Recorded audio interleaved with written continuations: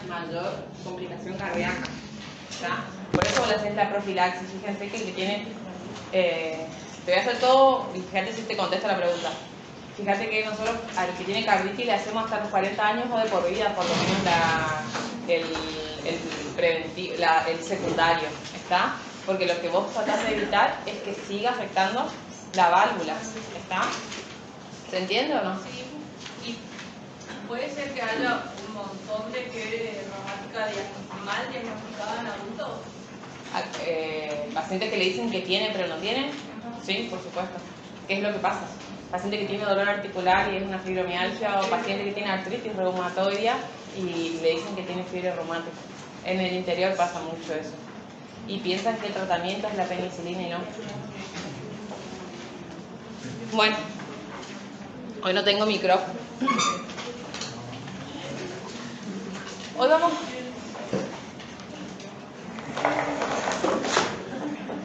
a hablar de un grupo de enfermedades que tienen como síntoma común el fenómeno de Raynaud. Así que en vez de arrancar directamente por la patología en sí, vamos a hablar qué es el fenómeno de Raynaud un poquitito, ¿sí? Ay, perdón, pero probablemente estoy sentada porque me duele el tobillo. Entonces, el fenómeno de Raynaud es la disminución de la circulación sanguínea de los dedos, manos, pies. También puede aparecer en la punta de la nariz, en pezones y en orejas. Es una respuesta vascular exagerada al frío, al estrés emocional, o sea, todos podemos tener el fenómeno de Raynaud estando en la nieve. ¿Ah? Se manifiesta clínicamente por cambios de color claramente delimitados en la piel de los dedos. Y la característica es que se dividen los grupos, dependiendo de la característica del fenómeno de Raynaud, se va a dividir en primario y en secundario.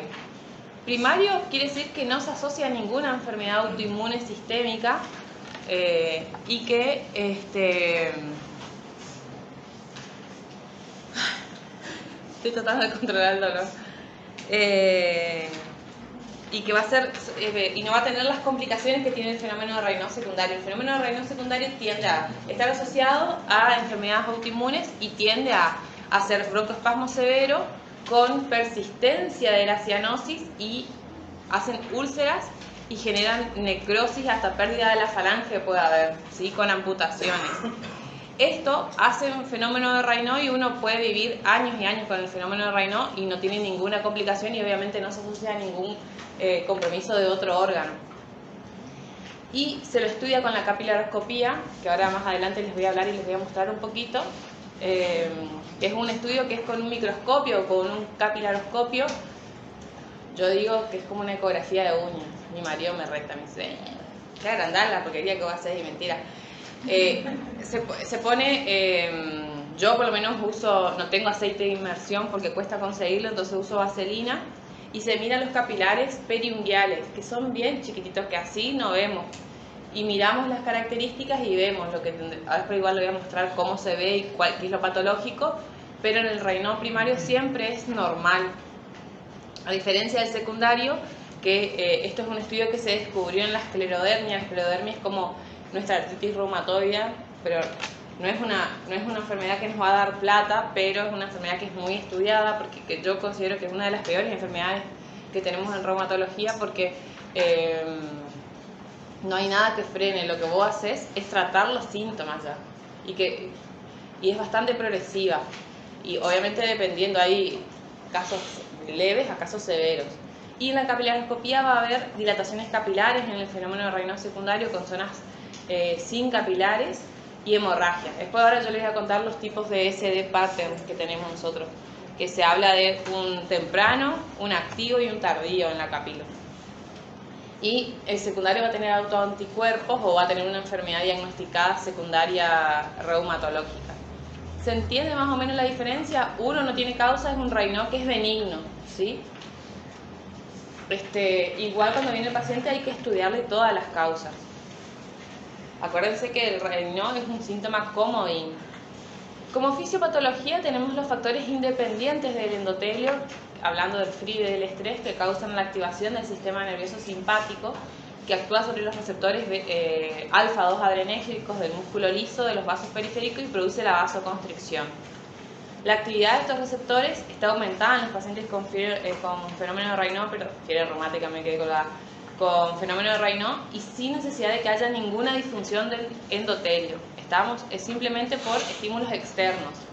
¿Está? Que eso nos puede pasar a todos en la nieve. Y se piensa que este es el principal mecanismo del fenómeno de Raynaud primario, ¿sí? El que no tiene causa. Y el fenómeno de Raynaud secundario, ¿sí? Y después tenemos los factores, dependientes del endotelio. Hoy hablamos independiente. Ahora, el dependiente del endotelio, hay una disfunción del endotelio causada por episodios de isquemia y reperfusión o por el daño inmunitario directo o indirecto que podría dar como resultado una sobreproducción de la endotelina 1 y una disminución de agentes vasodilatadores.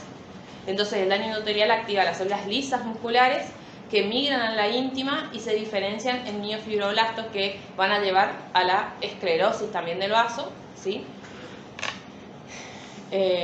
Y esto es característico de lo que pasa en la esclerodermia. Como clínica, el fenómeno de Raynaud se va a producir generalmente en 2 fases. Nosotros hablamos en la mayoría de los casos en 3 fases. Pasa que ellos dividen entre la cianosis y la isquemia como una sola fase. Se dice que la primera fase es la disquémica, producida por la disminución o la oclusión del vaso capilar, que se manifiesta con cianosis o palidez respectivamente. Que generalmente hablamos de que esos en realidad son 2 fases: la cianosis, que disminuye, y la palidez, porque desaparece. La segunda fase, que es la de reperfusión, porque todo vaso que se contrae se vuelve a reperfundir, que eso es característico, y se manifiesta cuando aparece, la mano queda colorada, ¿sí? Y acá les hice un dibujito. La fase 1 es la pálida, cuando empieza a achicarse el vaso. La fase 2 es cuando se cierra totalmente el vaso y no llega sangre y la mano queda azul. Y la fase 3 es cuando se reperfunde. Para hablar de un fenómeno de Raynaud tienen que haber 2 fases de estas 3. Estamos o cianosis rubicundez, o la fase 1 y la fase 2. Si un paciente solamente le queda blanco el dedo y no tiene el resto de las coloraciones, no hablamos de fenómeno de Raynaud. Y el fenómeno de Raynaud es dinámico, o sea, va y viene. No es lo mismo que nos pasó el otro día que una paciente internada vino con un dedo azul fijo. Eso es un síndrome del dedo azul, no es un Raynaud. ¿Estamos? El Raynaud sí o sí tiene que ir cambiando de coloración. Perdón.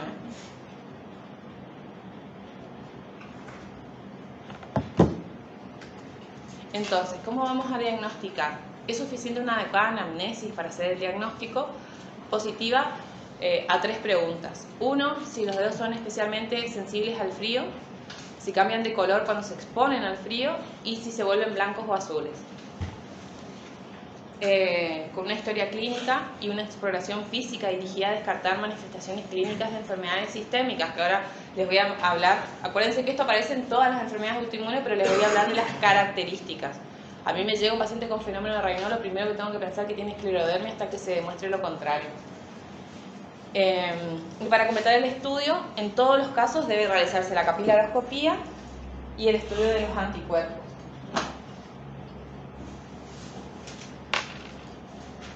Y acá tenemos diferentes causas que pueden llevar a un fenómeno de Raynaud, ¿sí? Tenemos desde origen de enfermedades vasculares oclusivas y tenemos todas las mías, fármacos como betabloqueantes, estrógenos, cloruro de vinilo. Es muy característico que las mujeres que usan anticonceptivos hagan Raynaud. Es muy característico también que las personas que trabajan con máquinas que generan vibración, el que pica la calle o la que tiene máquina de coser, esa vibración también genera una alteración del endotelio y genera fenómeno de Raynaud, ¿sí? Y no por eso tiene una enfermedad sistémica o un Raynaud secundario. ¿Estamos? Después tenemos los síndromes endocrinos, neurológico, hematológico y cáncer. Fíjense que hasta el Helicobacter pylori da Raynaud. El Parkinson, después, bueno, obviamente el tabaco. Ustedes conocen, eso no hablamos cuando dimos vasculitis, pero conocen qué es el síndrome de Buerger. Es una vasculitis obliterante donde hay un engrosamiento del vaso sanguíneo y se da secundario al uso del tabaco. Las personas empiezan con lesiones ulcerativas. Hay gente que quedó con la pierna amputada porque hacen lesiones ulceradas terribles de miembros inferiores o superiores. Se da siempre en los miembros, pero predominio miembros inferiores, y se asocia al tabaco. El tratamiento es dejar de fumar. A ver, si viene con la úlcera y le tengo que amputar la pierna es porque viene hace rato. Pero existen y son re comunes. Yo vi en 2 mujeres tabaquistas. Bueno, el tratamiento que vamos a hacer, medidas generales, ¿sí? Si tienen más, están más predispuestos al frío, así que les vamos a enseñar que usen guantes, que usen gorro para las orejas, que usen medias, que usen bolsitas de agua caliente. Le vamos a pedir que en invierno no toquen agua fría, no metan la mano en el congelador. Y es bastante difícil porque ¿quién no se tiene que cocinar o buscar algo de la heladera, no? Porque ahora después le voy a empezar a mostrar las manos patológicas asociadas al Raynaud. Y a veces es desesperante. Los pacientes vienen sin uñas, con todo ulcerado por el Raynaud, que es desesperante y aparte eso duele y se infecta. Y no es fácil de curar una infección si no hay una buena circulación que limpie toda la zona. Medidas de relajación emocional, porque también está totalmente relacionado al estrés. Se usan vasodilatadores. Lo ideal sería la nifedipina retar, que hace por lo menos 4 años salió del mercado, que se le daba 30 miligramos día con de liberación prolongada. No sé por qué lo sacaron del mercado y nos quedamos sin vasodilatador de cabecera. Entonces pasamos a usar el silostazol. El problema de todos estos vasodilatadores es que generan dolores de cabeza, mareos, hipotensión y generan mucha intolerancia al paciente, náuseas, malestar. Y entonces lo que usamos es, en primera instancia lo que yo hago es iniciar con silostazol y se le va en dosis creciente. O sea, 50 miligramos cada 12 y voy subiendo 50 cada 8 o 100 cada 12, que la dosis máxima es de 100 cada 12 horas. Y de ahí empiezo a sumar tratamiento, ¿está? Entonces ahí cuando pasa eso, yo lo que sumo es el sildenafil, que acá no puse, perdón, el sildenafil, que es la pastillita azul, ¿sí? Para la disfunción eréctil. Muchas personas, me pasó una vez que tenía una paciente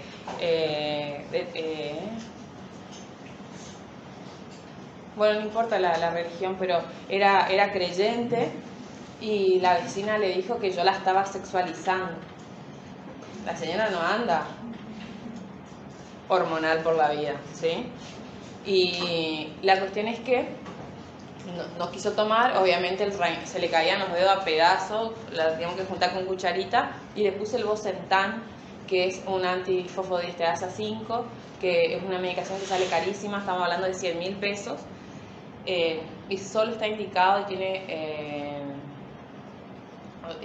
o sea, anda muy bien para lo que es fenómeno de Raynaud, pero solo te le pagan si vos tenés úlceras orales.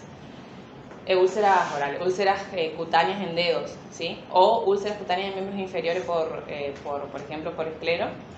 Y la señora se perdió un año entero, PAMI le dio porque le hacía el médico de PAMI, la verdad que yo perdí contacto y perdí control.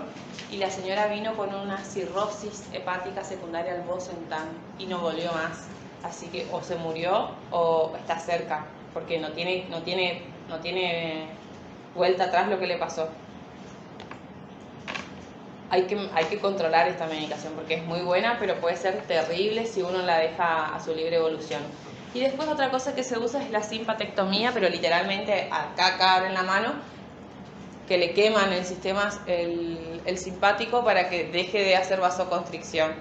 Que hay muchos pacientes que andan bien y otros no tan bien. Y con eso cerramos el Raynaud. Entonces el Raynaud consta de 3 fases, puede haber primario sin causa y secundario a algún tipo de enfermedad específica, droga o estrés emocional, ¿sí? Y entonces yo les dije que si a mí me viene un paciente con Raynaud, lo primero que pienso es que tiene esclerodermia hasta que se demuestre lo contrario. ¿Y qué es la esclerodermia? ¿Alguien me sabe decir o a qué le suena esclerodermia?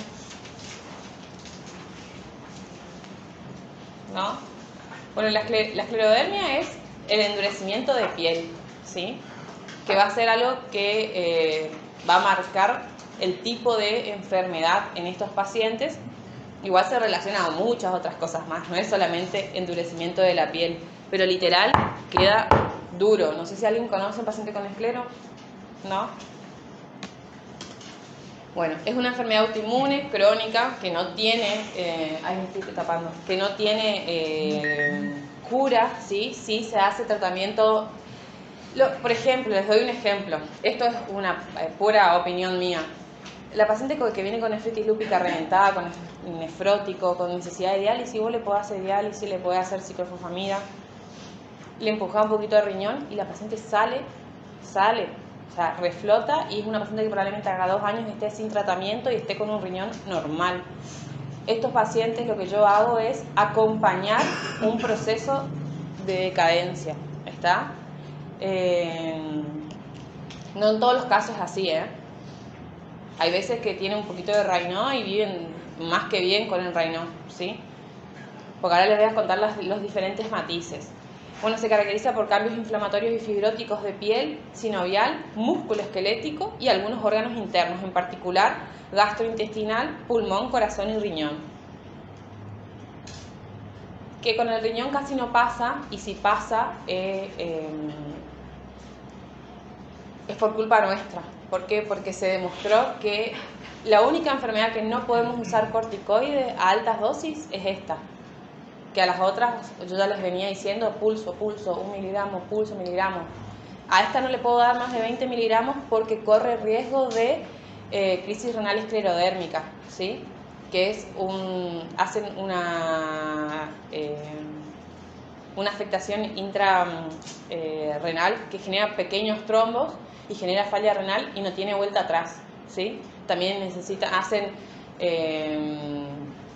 al hacerle frote sanguíneo y vemos ay, no me sale ¿qué se ve en la sangre? Ahora me va a salir. Y les digo, la verdad que es un garrón, y el paciente que le pasa eso es porque ya viene con una enfermedad grave y le terminamos de tirar la cuerda y que se active y se mueren los pacientes.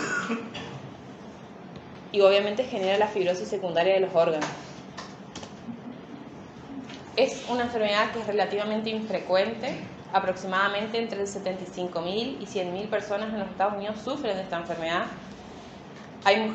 Se dan mujeres, sobre todo, de 30 a 50 años, y realmente parece que fueran todas hijas de la misma madre, como les contaba ayer de otra patología. Son todas parecidas. En los mellizos y familiares de aquellas personas con esclerodermia u otras enfermedades inmunitarias del tejido conectivo, como el lupus, pueden ser un poco más vulnerables a la esclerodermia. O sea, yo puedo tener un paciente que tenga una superposición lupus-esclero.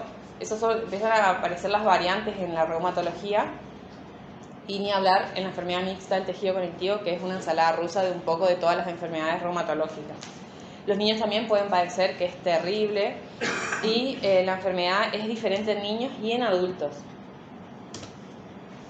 Entonces podemos hablar un poquito de la clasificación, ¿sí? Dijimos esclerodermia, vamos a ver a dónde está la esclerodermia para hablar de las diferentes tipos. Tenemos la esclerosis sistémica, que literalmente es sistémica, abarca toda la superficie del cuerpo, de la piel, la afectación, ¿sí? O sea, es difusa y se va a relacionar directamente con el esclero 70, ¿sí? El anticuerpo. Después, obviamente, pueden haber variantes, pero acuérdense, la esclerosis sistémica con afectación de toda la piel se asocia al esclero 70. Después tenemos la afectación dérmica limitada. Limitada es a manos y a pies. O sea, yo voy a tener solamente esclerosis distal, ¿sí? Pero voy a tener unas características específicas del síndrome de Cres que se dejó de usar, pero yo les voy a nombrar porque es fácil. Es una sigla que nos habla de calcinosis, Raynaud, afectación esofágica, ¿sí? Y telangiectasias. Y se asocia al anticentrómero. Yo puedo tener una esclerodermia sin un antiesclero 70, sí. Puedo tener una esclerodermia con un FAM positivo granular fino, ¿sí? Y no pasa nada. Después yo les voy a hablar de un poquito, en la clase de lupus creo que les hablo de cómo asumir el FAM, ¿está? Después, ¿existe la posibilidad de una esclerodermia sistémica sin esclerosis? Sí, son pacientes que vienen con dilatación esofágica del esfínter inferior o que vienen con Raynaud pero no tienen piel. O podríamos hablar de una esclerodermia muy temprana también. Después tenemos la enfermedad mixta del tejido conectivo y los síndromes de superposición. La enfermedad mixta tiene que tener el ahora igual vamos a hablar más adelante, pero tiene que tener sí o sí el RNP, que es un anticuerpo específico, y en la superposición son dos diagnósticos que se pueden llevar a cabo. O sea, tengo un paciente con un anti-CCP que me habla sí o sí de AR, y tengo un paciente que tiene FAN positivo centromérico, o sea, y tiene Raynaud, ¿está? O sea, tiene dos, tiene una esclero y una AR. Yo tengo esta mujer que yo les dije que hizo la falla renal, ella tiene CCP con factor reumatoide positivo, pero ella tiene una enfermedad sistémica. Y después cada una va a tener una característica especial. En la sistémica abunda la piel y en la limitada abunda el Raynaud. ¿Estamos? Que el Raynaud, yo sé que si vos vas a tener una limitada va a ser mucho más jodido que la sistémica. ¿Me siguen hasta ahí? Y después las enfermedades indiferenciadas del tejido conectivo son enfermedades que no cumplen criterios para ninguna enfermedad, que pueden tener un FAN, ahí es un poquito más complicado, puede tener FAN granular fino, FAN homogéneo, 1 en 320, con Raynaud. No cumple para ninguna enfermedad, ¿sí? Pero podríamos estar hablando que tiene una esclerodermia sin afectación dérmica, pero no tiene nada de CRES, no tiene telangiectasias, no tiene afectación esofágica inferior, ¿sí? Y no tiene los anticuerpos característicos, ¿estamos? Después tenemos las localizadas. Las sistémicas a su vez pueden ser sistémicas, limitadas, sin afectación dérmica, y después tenemos las localizadas, que es en un punto de la piel y no tiene repercusión de órganos, ¿está? Que tenemos dos, la morfea y la ensable, ¿sí? Que se da mucho más en niños. Es como que yo le hubiera hecho saca con un sable acá o a donde le toque y hay un hundimiento. Ahora les puse foto, hay como un hundimiento de la piel y endurecimiento local y queda ahí, ¿sí? No evoluciona. Y las morfeas son como lesiones más redondeadas que pueden aparecer en miembros inferiores, un abdomen, en cara, y eso también es una placa que empieza a quedar dura y eso puede ir aumentando de tamaño. Generalmente son enfermedades que no se vuelven sistémicas, yo no las sigo, las sigue la dermatóloga, y tampoco necesitan tratamiento sistémico, se hacen tratamiento local con cremas. Muchas veces cuando la morfea se vuelve muy resistente al tratamiento local, por ejemplo se le puede dar Dapsona en crema, nos mandan y nosotros iniciamos metotrexato vía oral o la misma dermatóloga si está canchera.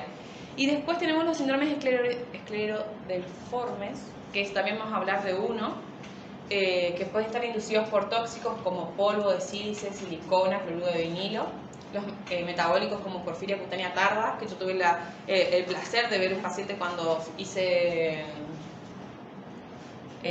clínica. La diabetes mellitus quedan negros, literalmente. Es un paciente que se empieza a oscurecer. Y los inmunológicos como la enfermedad del injerto contra el huésped y la fascitis eosinofílica, que no está y que vamos a hablar. Que en la fascitis eosinofílica hay endurecimiento de la piel, pero al revés respeta manos y pies, ¿sí? Y no tiene Raynaud. Entonces, la esclerodermia limitada, les voy a volver a hablar, que yo la que les dije que solamente afecta manos de piel de manos y pies, ¿sí? Se asocia al CRES, que es una variante de forma limitada, es discutido porque sus elementos pueden andarse también en la esclerosis sistémica. Y ahí yo les complico un poco la cosa, pero ustedes quédense con esta idea, que no está mal, que en la esclerodermia difusa abunda la piel, ¿sí? Y en la esclerodermia limitada es limitada y tenemos el CRES, punto. Después de las variantes ya se encarga el especialista. Ustedes que sepan eso está perfecto. Se asocian anticuerpos como anticentrómero en un 70%. Yo puedo tener un anticentrómero y que tenga afectación difusa de piel, y sí, ahí empiezan los grises, ¿está? Con mayor frecuencia en raza blanca, caucásica que en la negra. La esclerosis puede estar limitada a los dedos, con esclerodactilia, como se describiría, no me sale, Winter-Bauer, y ser poco notable en la cara y sin microstomía, que es característico de la sistémica, que ahora les voy a mostrar una foto. Ay, perdón, esto me resangra, así yo muevo rápido. Las telangiectasias afectan la cara, las manos y pueden extenderse y son poliédricas. ¿Qué quiere decir? Son cuadradas. Son como lunares de vasos sanguíneos que se ponen en esta zona, pueden tener en esta parte de las manos y en la parte interna de los labios, ¿sí? Y son bien cuadradas. Ahora les puse foto. Se puede asociar hipertensión pulmonar. Entonces les digo otra mnemotecnia y vamos a ir sumando. La esclerosis sistémica tiene afectación 100% de piel y afectación intersticial del pulmón. Y la limitada tiene mucho Raynaud, poca piel y tiene mucha hipertensión pulmonar. ¿Y por qué? Se van a acordar porque a mucho Raynaud, lo que pasa en la mano está pasando en el pulmón. Si hay mucha vasoconstricción en mano, va a haber mucha vasoconstricción y aumento de la presión pulmonar, ¿sí? Entonces a mayor Raynaud, mayor hipertensión pulmonar. Y por eso la capilaroscopía nos ayuda y nos da una idea de qué está pasando en el pulmón también. ¿Está? Bueno, los trastornos de la motilidad esofágica, que eso es re importante porque acuérdense que una de las siglas es el esófago, que genera una dilatación del esófago inferior y el paciente va a referir que tiene disfagia, ¿sí? Pero no es que acá se le traba la comida, acá es como que le cuesta el vaciamiento gástrico y no hay nada que hacer. Lo único que le podemos ofrecer es Rogastril o algún prokinético que ayude al vaciamiento gástrico. Yo justo ahora tengo una colega que vino a verme porque ya la gastroenteróloga no sabe qué hacer y le hicieron un estudio y le dio que ella tiene mucho reflujo, que es el síntoma más común. Ella tiene dilatación del esófago esofágico inferior, entonces le dijeron hay que descartar esclerodermia, ella no tiene ni un otro síntoma. Yo le pedí anticuerpos, pero si le viene positivo, yo estaría hablando con ella de una esclerodermia sin afectación de piel, ¿está? Y como ella ya hizo todo el tratamiento médico habido por haber y llegó ahora a la última instancia pidiéndome socorro porque se ahoga con el reflujo, lo que yo le planteo es la cirugía, hacer una aplicatura, o sea, cerrar quirúrgicamente ese esfínter. O sea, de tenerlo así dilatado, cerrarlo un poquito más y que, bueno, le va a costar igual tragar, pero por lo menos va a tener una mejor calidad de vida porque no llega a los 40 años y está hecha pelota. Y obviamente igual no termino decidiendo yo la cirugía, la termina decidiendo el especialista que hace eso, ¿no?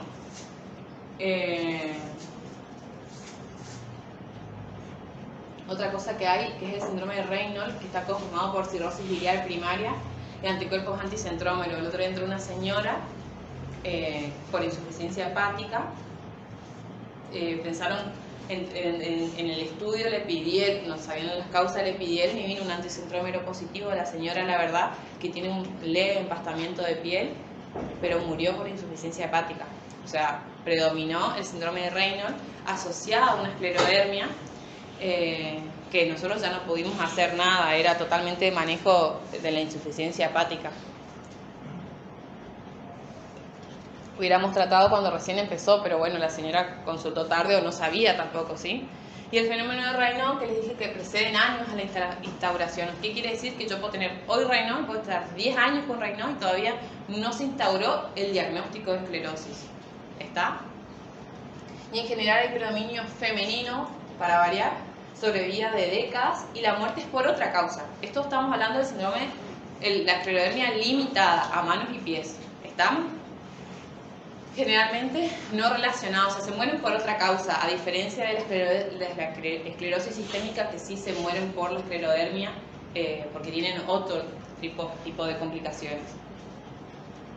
Raramente esta forma clínica presenta fibrosis pulmonar, pero puede presentar, existen los grises, pero estas características, ustedes acuérdense que la limitada, de vuelta, poca piel, mucho Raynaud, hipertensión pulmonar, afectación del gastrointestinal, de la telangiectasis. ¿Está? ¿Me siguen? Y ahí les pongo, fíjense, Ay, no se ve nada. Fíjense qué bien que se ve las telas egiptáceas, que les dije que son cuadradas. Parecieran redondas, ¿no? Pero bueno, pusieron que son cuadradas. Se ven bien en esta parte del rostro, en el labio, ¿sí? Ah, otra cosa que no les dije, que tiene calcinosis. La esclerodermia limitada tiene mucha calcinosis. Y allá hay un fenómeno de Raynaud. ¿Está? Acuérdense que es simétrico el Raynaud, eso también. Igual nosotros tenemos una esclerodermia sistémica, no es mía, es una compañera y es la única esclero gorda. Porque gorda no la estamos discriminando, yo tampoco soy flaca, pero las esclerodermias las consumen, son pacientes que quedan piel y hueso, son todas flaquitas. Y esta paciente tiene una esclerosis sistémica con afectación característica del rostro, que ahora les voy a mostrar porque este es un rostro normal. Más allá de las lesiones, fíjense que tiene buen trofismo de piel, tiene las arrugas, tiene cachetitos, ¿sí? La nariz es bastante redondita. Ahora les voy a mostrar la cara de la esclero sistémica. Y esta mujer tiene comportamiento tiene una variación entre la localizada y la sistémica. La sistémica tiene intersticiopatía y la afectación de piel, pero tiene una placa de calcinosis que tiene todo en la cola. La señora vive infectada. La señora no se puede sentar en el inodoro, vive con un aro, es pobre. Ramona, le maltrata la calcinosis, y el tratamiento que le hacemos es rituximab para las calcinosis. Se pueden sacar pero vuelven a salir. ¿Seguimos? Bueno, y ahí un poquito el resumen del síndrome de Cres, que tenemos las calcinosis, el Raynaud, la afectación esofágica, la esclerodactilia porque es la esclerosis del dedo, y las teleangiectasias, ¿sí? Copien si quieren.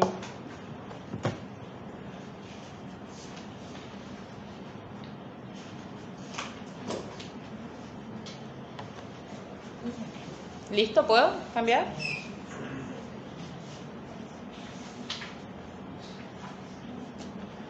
Bueno, y ahora vamos a hablar de la esclerodifusa.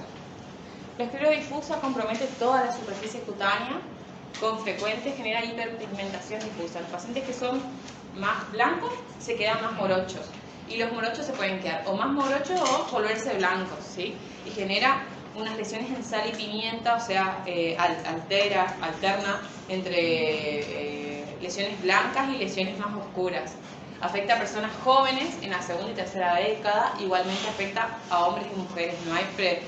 No predomina el sexo, igual la verdad que la mayoría de las escleros son mujeres. Tiene una sobrevida que es menor y aumenta actualmente. Se puede llegar a una década o más de vida porque hay más tratamientos, se está estudiando un poquito más y los pacientes concurren más rápido a la consulta. Se asocia a los anticuerpos antitopoisomerasa del DNA, que es el esclero 70 en un 14% de los casos. Presenta anticuerpos antipequeñas ribonucleoproteínas del núcleo, que son los anticuerpos, redondeando, anti-RNP U3, que no es el RNP de la mixta, porque esa es U1. No vayan a confundir. Y genera miositis y fibrosis pulmonar. ¿Entendieron eso del anticuerpo? Hay dos anticuerpos RNP, el 1 y el 3. El 3 da la esclerosis y el 1 da la mixta. Pero las caritas son parecidas, van a ver que son parecidas, primitas hermanas. Y hay otro subset que presenta la crisis renal, esclerodérmica, la insuficiencia respiratoria por fibrosis pulmonar y la asociación con las antipolimerasas del RNA 1 y 3, ¿sí? Cuando empezamos a hablar de anticuerpos, hay miles de anticuerpos y como que la cosa se empieza a complicar. Tampoco tenemos dónde dosarlas. Esta mano, ustedes dirán, es normal. Pero lo que tiene esta mano, no sé si dice acá, pero bueno, sí, seguramente. Sí, ahí dice. Nosotros consideramos que esto es un puffy hand. ¿Qué quiere decir? Es que toda la mano está hinchada, ¿sí? Porque hay diferentes fases para llegar a la esclerosis, y de la mano, del brazo, de la cara y todo, primero, característicamente en la mano, primero se hincha, esto se dematiza, es como que engorda como un pancito que ponemos en el agua, y después esto se empieza a atrofiar y queda literalmente sin músculo y con la piel pegada al hueso, dura, ¿sí? Esto está, fíjense, si bien acá tiene algunos pliegues, pero está dematizado y brilloso, y esto es muy característico de la esclero, el Pfaff-Hahn. Pueden tener Raynaud, pero no es lo que predomina.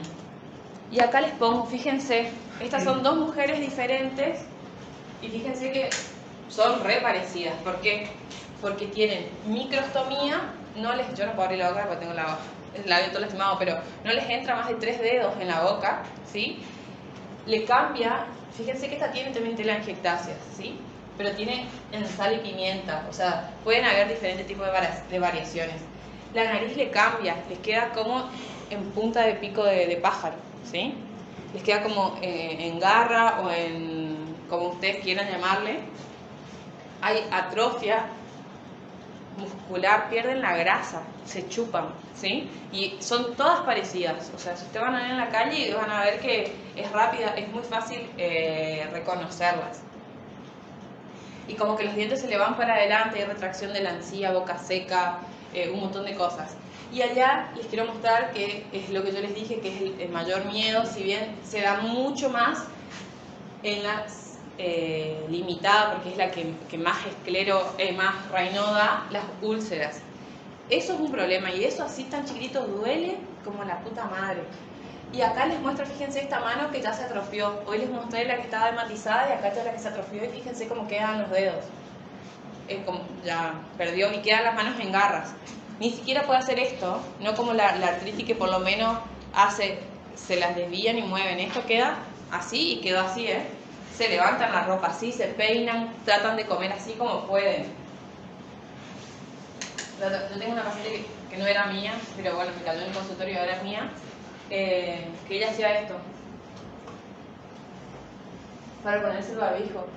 Y la señora hizo una miopatía terrible asociada a su esclerodermia, pesaba 30 kilos, ya tenemos 40, y por lo menos en las manos en garra no va a volver hacia atrás, pero está con mayor movilidad porque la recontrarreimunosuprimida, estamos haciendo kinesio, no hay mucho que hacer ya. ¿Estamos? Entonces hay microstomía, cambios en el rostro, que eso no hay en la limitada. Entonces, ¿qué vamos a ver de diferencias? En la limitada vamos a tener Raynaud de varios años de evolución que precede a la clínica, afectación de manos, brazos y antebrazos, ¿sí? Perdón, me voy a poner esto que...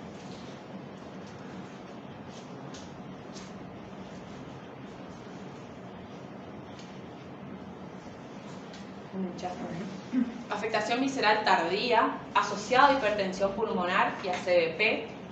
Puede haber, o sea, tiene que haber en realidad o no, pero es característico el anticentrómero, y la capilaroscopía con asas sin pérdida de capilares. Eso también, en realidad, lo de la capilaroscopía no es tan así, porque la capilaroscopía es el tiempo de evolución que tiene el Raynaud, y nos va a hablar de un SD pattern activo, temprano, activo y tardío. El temprano es cuando nosotros tenemos un número de capilares en 7 milímetros normales, que pueden entrar hasta 10 a 11 capilares en la pantalla que estoy mirando, ¿no? Y no va a haber números de capilares faltantes, pero sí van a haber dilataciones y algunas hemorragias. Y después, cuando estamos en el activo, sí, ya empieza. Pueden haber algunos capilares faltantes. ¿Por qué? Porque el capilar se achancha, se dilata, se rompe, genera las hemorragias en pila de moneda, ¿sí? Y una vez que se rompe, desaparece el capilar, ¿está?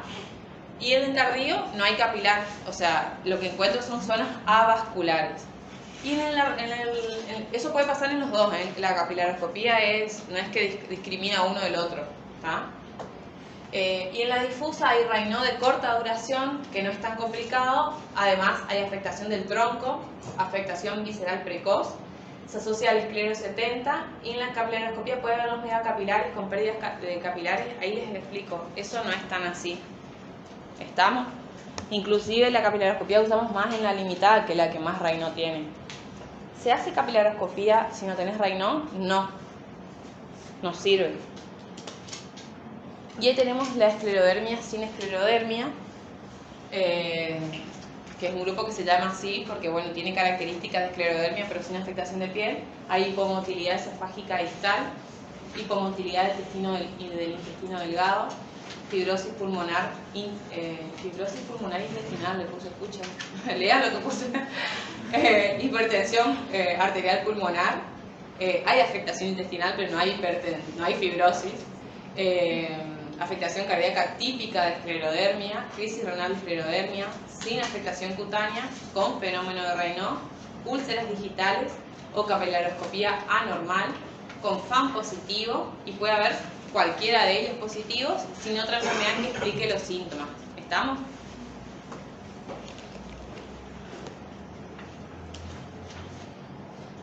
Y ahora vamos a hacer un poquito más de hincapié en la afectación pulmonar.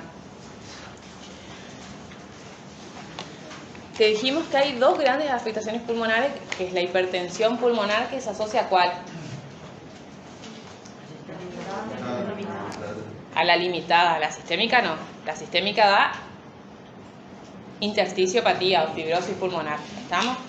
Entonces, la afectación pulmonar en sí, sea hipertensión o sea fibrosis, aparece en más del 70% de los pacientes y en los últimos años se ha convertido en la principal causa de muerte. La fibrosis pulmonar puede ser la causa de una afectación restrictiva progresiva grave, especialmente en aquellos enfermos con antitopoisomerasa 1 o el esclero 70, ¿sí? Acuérdense que siempre la afectación pulmonar en las enfermedades autoinmunes son restrictivos, no va a haber obstructivo. ¿Pueden haber variaciones? Bueno, sí, se explicarán por otra causa, pero siempre son restrictivas en la espirometría. Y la hipertensión pulmonar arterial se observa en un 10 al 15% de los pacientes y hay tres tipos de afectación por hipertensión. Puede haber aislada grave sin fibrosis pulmonar, porque ¿qué puede tener? El paciente puede tener fibrosis pulmonar e hipertensión pulmonar, pobrecito. ¿Qué ocurre? Bueno, entonces puede haber solamente hipertensión aislada, que ocurre sobre todo en pacientes con esclero tras de 10 a 30 años de afectación. Después podemos tener hipertensión pulmonar como complicación de la fibrosis, porque eso es también el huevo de la gallina, hay que ver qué llevó una cosa a la otra. Porque el endurecimiento del pulmón puede llevar a una hipertensión pulmonar, y ahí entran los tipos de clasificación de hipertensión pulmonar. Si es secundaria, tipo 2, tipo 1, ya ni me acuerdo eso, o si es autoinmune. La limitada va a ser autoinmune. Y el paciente que tiene esclerosis sistémica puede tener una hipertensión secundaria a la fibrosis pulmonar, ¿sí? Y la hipertensión y la afectación mixta vascular y fibrótica, cuyo resultado es un proceso pulmonar indolente. ¿Estamos? Perdón, voy a...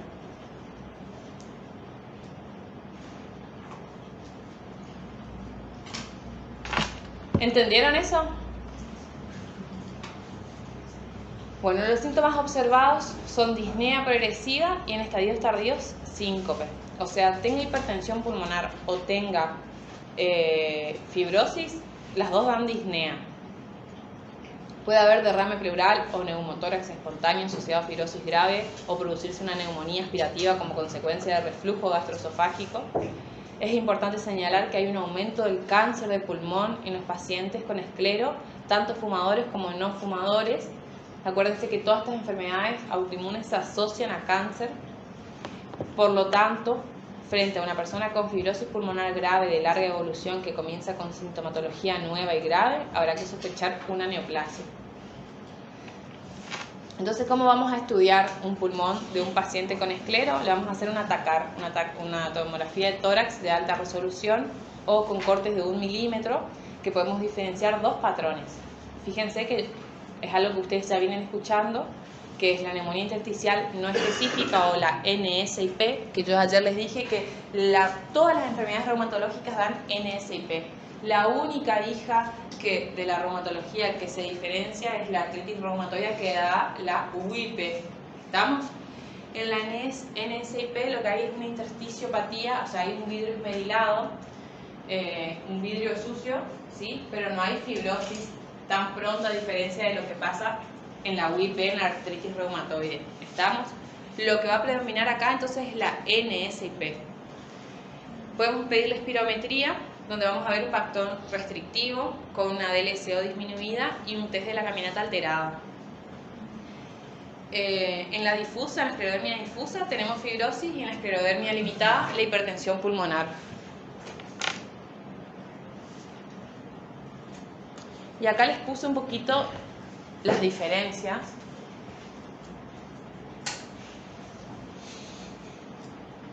Si bien acá fíjense que hay un poquito de bronquiectasia por tracción, pero fíjense la intersticiopatía que tiene, y es bien subpleural y es característico que deje esta línea negra. ¿Ven acá? Como que separa, que es como la pleura que separa al parénquima pulmonar de la caja torácica. Fíjense ahí, a diferencia de lo que pasa en esta, que da la reticulación con el panal de abeja. ¿Estamos? Esta es una UIP y esta es una NSIP, ¿sí? A veces es difícil encontrar la diferencia, pero bueno, cuando uno ya ve tanto esto, y después hay miles de grises, ¿no? Pero ahí ya que vaya al neumonólogo. Ah, pero en la luz, si no se me duerme. Y valórenme que tengo el labio ahora en la pierna hecha pelota. Y no me iba a ir a cambiar porque mi hijo quedó llorando cuando salía, así que dije, me voy toda embarrada. Ya la próxima vengo entre casa, en chancleta, porque... Bueno, la clasificación serológica, entonces, para repetir lo mismo que les vengo repitiendo y que les quede asentado en la diapo, es la clasificación que el 90% va a tener anticuerpos positivos. Puede ser que no tenga anticuerpos y tenga la enfermedad, y sí, porque a mí el anticuerpo sin clínica no me hace diagnóstico, ¿estamos? Acuérdense que siempre necesito clínica que acompañe. Y tenemos en la limitada podemos tener el anticentrómero o los anti-TH o TO, en la difusa el esclero 70 o la polimerasa 3 o el antifibrilarina, y en la superposición vamos a tener el anti-RNP-U1 que os les conté, el PM-esclero, que es un tipo de anticuerpo que se llama antisintetasa, que también vamos a nombrarla en las miopatías, ¿sí? El anti-RNP-U3, ¿sí? Que es el de la difusa, y el anti-Q, que también es un antisintetasa. Que ahora yo después, cuando hablemos de miopatía, les explico la sintetasa, pero para no confundirnos, acuérdense, centrómero y esclero 70 y punto. El resto es anecdótico. Aparte, muy lindo, ustedes pueden saber mucho, pero si nos podemos dosar, ustedes ya están previo a empezar a ver pacientes, así que vamos a ser prácticos. Y acá tenemos los criterios de clasificación ACR regular que fueron renovados en 2013, como les vengo diciendo. Ya en varias clases se empezaron a unir el ULAR y el ACR y empezaron a renovar los criterios porque los otros quedaban obsoletos y dejaban muchos pacientes afuera. Y entonces acá lo que hacen, y empiezan en todas las clasificaciones, empiezan a poner puntos y que sumen puntos, ¿sí? Entonces, tenemos como el primer ítem para entrar al grupo, es el engrosamiento cutáneo de los dedos de ambas manos que se extienda proximal a las articulaciones metacarpofalángicas. Proximal. ¿Estamos? Con eso ya es criterio suficiente para hablar de esclero. Ya nos dan 9 puntos, ¿sí? Pero si yo no tengo esclerodermia, porque si llega la esclerodermia es porque ya pasó un proceso previo de, por ejemplo, Puffy Hands, ¿sí? Engrosamiento del cutáneo de los dedos, que el subítem sería el Puffy Fingers o dedos en salchicha, o la esclerodactilia, que dependiendo de que esté presente me va a ir sumando puntos. Las lesiones de los pulpejos, como la foto que les mostré, con úlceras digitales o Pitten Scar, que son como mordeduritas de rata, pequeñas úlceras chiquititas. Las teleangiectasias, que también les mostré, la capilaroscopía patológica, por eso insisto con la capilaroscopía, porque se la incluyó ahora en el diagnóstico y es re importante. La hipertensión pulmonar o la enfermedad intersticial, fíjense que cada una tiene 2 puntos por igual, el fenómeno de Raynaud y los anticuerpos relacionados a la esclerodermia. Y acá son un poquito más tranquilos con el centrómero y el esclero 70. ¿Estamos? Para hacer diagnóstico tenemos que tener mayor a 9 puntos, ¿sí? Y ya estamos hablando de, más que de esclerosis sistémica, de esclerosis, ¿sí? ¿Me siguen? Y acá la capilaroscopía. Les apago la luz hacia adentro.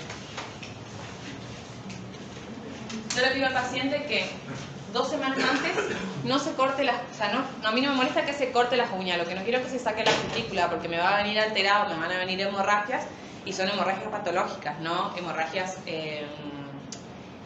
por enfermedad, ¿sí? Que es una técnica de diagnóstico que no es invasiva, como yo les digo, el paciente pone la mano arriba de la mesa y yo les miro del segundo al cuarto dedo bilateral, o sea, le miro estos 8 dedos, ¿sí? Con el capilaroscopio o con el microscopio digital o con el microscopio de micro. Bueno, yo hago con los dos. Yo tengo en mi consultorio privado el digital y tenemos en el hospital el microscopio. Que igual es bastante lindo. El que nosotros teníamos en el clínica, teníamos que prender un fuego más o menos para que funcione, pero bueno, así aprendí también. Entonces tenemos 3 patrones. Un patrón temprano, un activo y un tardío. Y lo que yo les muestro acá son características. Fíjense que hoy yo les hablaba de un vaso normal, ¿sí? Fíjense que siempre va a tener, cuando el asa aferente, o sea, el distal, va a tender a dilatarse porque se abren los pequeños vasos para empezar a volver, ¿sí? La sangre, se ve cómo pasa el glóbulo rojo, es espectacular, la verdad que da gusto mirarlo. Y después vamos a tener, cuando empiezan a tener enfermedad, se empiezan a ver dilataciones, ¿sí? Empieza a haber dilataciones y esto empieza a querer deformarse, porque lo característico es que sea como dientes de peine, ¿sí? Es bien delimitado. Hay pacientes que tienen recortitas, depende del paciente, pero en líneas generales debería verse como un diente de peine. Fíjense que acá ya hay una dilatación también de todo el vaso y acá ya hay ausencia de vaso con ramificaciones, decimos nosotros. Quiere decir las ramificaciones que otro vaso sanguíneo de atrás vino a suplementar el vaso sanguíneo que se rompió y desapareció. Entonces hacen todo como un árbol, ¿sí? Y acá les puse más lindo. Fíjense, esta vamos a considerarla normal, si bien hace como un rulo y se entrecruza, ¿sí? Pero fíjense, y vemos siempre la última capa. Los de arriba no me interesan, me interesa solamente esta capa. Esto es cutícula, ¿vieron qué ancha? Y esto ya es uña. Acá, ¿qué vamos a encontrar? Fíjense que este es el vaso normal y este es el patológico porque hay dilatación, ¿sí? Acá también podemos ver trombos inclusive en los pacientes con SAF y lo que se hizo es extrapolar, como todo en la reumatología, a otras patologías y se empezaron a describir que los pacientes con fenómeno de Raynaud y psoriasis tienen característicamente capilares cortos y entrecruzados, igual que el lupus. Se pueden ver trombosis, ¿sí? Fíjense que acá tenemos sangrados, acá se acaba de romper el vaso y fíjense cómo hacen en pila de monedas. Esto es patológico. Si yo encuentro un sangrado de estas características al voleo, esto es trauma, algún golpe, no hace falta darse con un martillo, esto es así, te mordiste y... Esto es característico que hagan en pilita de moneda y acá fíjense que hay dilataciones. Y acá este capilar se está rompiendo y está perdiendo la forma y va a desaparecer, ¿sí? Y vamos a entrar a esta, que acá se ve bien el árbol. Fíjense las dilataciones que generan, ¿sí? Porque por ejemplo, este es un capilar dilatado, este es un mega capilar. ¿Estamos? Yo podría hablar que esto es una fase temprana porque tengo el número de capilares conservados, si bien acá tengo una rubrificación, son conservados, ¿sí? Como allá, en número, pero ya tengo algunas dilataciones, ¿sí? Acá este es un SD pattern activo porque tengo microhemorragias y megacapilares y acá ya podemos hablar de algo tardío porque perdió totalmente la estructura. Fíjense que ya todos empezaron a tener diferente morfología, a diferencia de esta primera línea. Fíjense que son todos derechitos, ¿me siguen, no? Y acá tenemos el arborificado con megacapilares y zonas avasculares. ¿Está? Esto es un SD pattern tardío.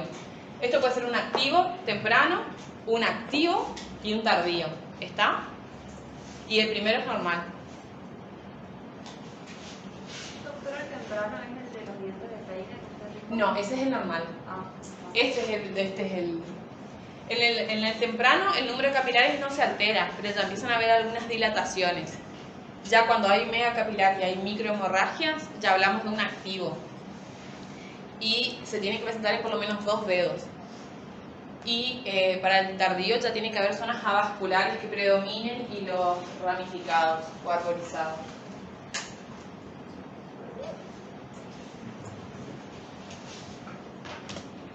Bueno, y después esto para nombrarle, que ustedes estén sabiendo que hay un score de Rodman, que esto se usa más cuando vamos a hacer trabajo de investigación, que lo que hace es puntuar según las diferentes partes del cuerpo la intensidad de esclerosis, ¿sí? Tenemos el famoso, muchas veces al reumatólogo nos van a escuchar hablar del empastamiento de piel, o sea, no hay una esclerodermia como esa manito en garra, pero ya hay una piel, literalmente hay un cuerito que se despega, ¿sí? ¿Se entiende? Estamos en los pacientes que tienen empastamiento de piel, yo no puedo hacer esto, no le puedo levantar el cuerito, ¿tá? Empiezan a engrosarse hasta que eso llega a la dureza y eso le da una puntuación específica, ¿sí? Y fíjense que me gusta mucho este dibujito porque nos representa las formas de afectación de la piel. En la limitada, acuérdense, manos y pies nada más. Siempre afectación de piel. En la sistémica todas. No, nada que ver, está raro. Bueno, y acá les pongo un poquito, vamos a hablar de esclerodermias localizadas, que en realidad les puse fotos. Fíjense que tenemos de este lado, estas dos son morfea. Esta es una placa de morfea que empieza así, que esto, si miramos medio lejos, parece celulitis, pero dura y eso se puede ir creciendo, como no. Acá tenemos morfea en este pie, fíjense la diferencia de esta pierna y la atrofia que genera, o sea, saca la grasa de la piel. Y esta es en sable. La señora tiene ahí un sablazo y le queda así la cara, la boca, y esto puede ser que no hay vuelta atrás, pobre, y también acá hay otro. ¿Está? Esas son las localizadas, que estas van al dermatólogo, no me vienen a ver a mí. ¿Me prende la luz, por favor? Gracias. ¿Cómo vamos a hacer el tratamiento? Del rayoneo de las úlceras digitales, de vuelta a las medidas generales, no fumar, usar guantes, no exposición al frío. Las farmacológicas con los vasodilatadores, hay que usar bloqueadores de canales de calcio, como la nifedipina, que hoy yo les conté que era la que más nos gusta a nosotras, pero nos sacaron. Los inhibidores de la fosfodiesterasa, como el sildenafil, el tadalafilo. Los antagonistas de la nutelina 1, como el bosentan. El silostazol, las prostaglandinas, el hilopros endovenoso, que eso se da, que usamos, pero cuando hay casos severos o el fenómeno de Raynaud se vuelve fijo, eso es una urgencia. Eso hay que internar y urgentemente darle vasodilatador. Y las medidas quirúrgicas como la simpatectomía. En pulmón, lo que vamos a hacer cuando hay enfermedad pulmonar intersticial, corticoides en bajas dosis. Lo ideal sería darle un bombazo en el pecho, darle pulso de corticoide y altas dosis de corticoide, pero acuérdense que corre riesgo de crisis renal esclerodérmica. Entonces yo no le puedo dar más de 20 miligramos de corticoide, ¿sí?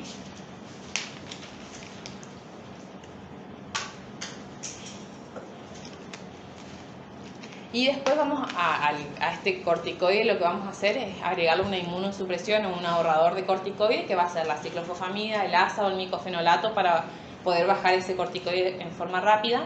Y en la hipertensión pulmonar también se usa el sildenafil, también se usa el bosentan, por ejemplo, el tadalafilo, el ambrisentan, y hay otras drogas que usa el que hace hipertensión pulmonar, porque ahí ya yo no me meto, ya le mando al cardiólogo.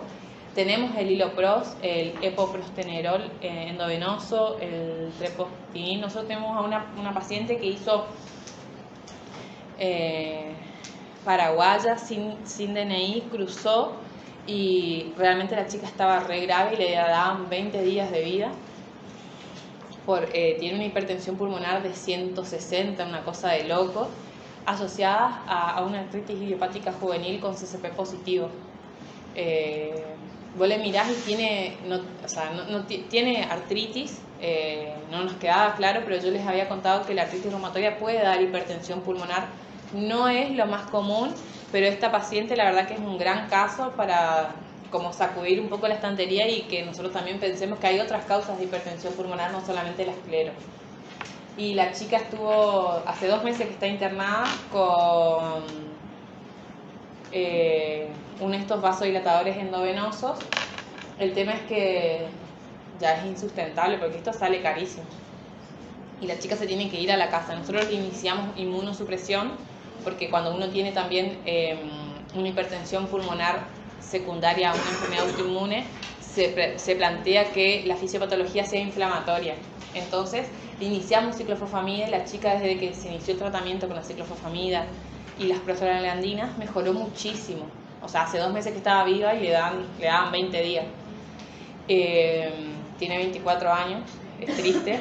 Y lo que ahora, tipo, hablaron entre consulados y Paraguay les va a pagar la medicación y aparentemente le va a conseguir el que es inhalado.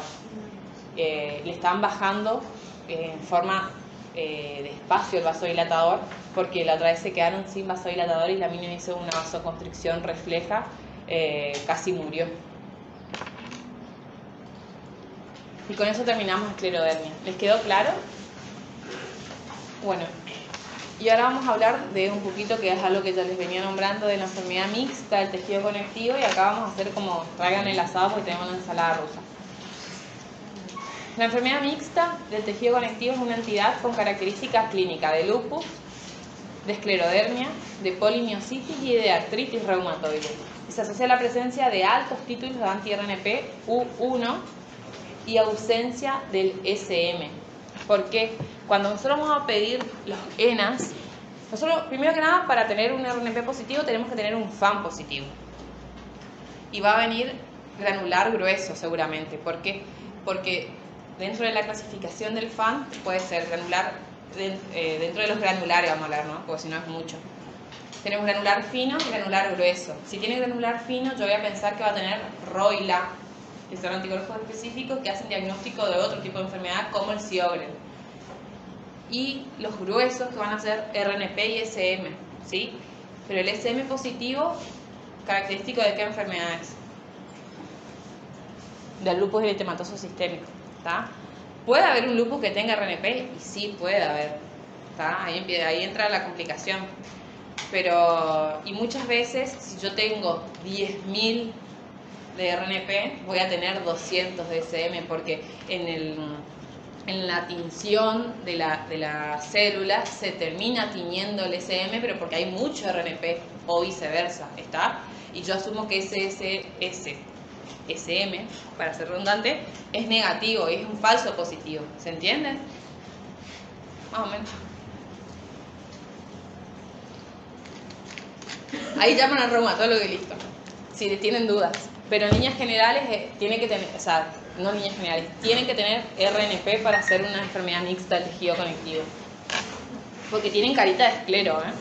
Así esa carita con microstomía, la nariz puntiaguda, es de la esclero.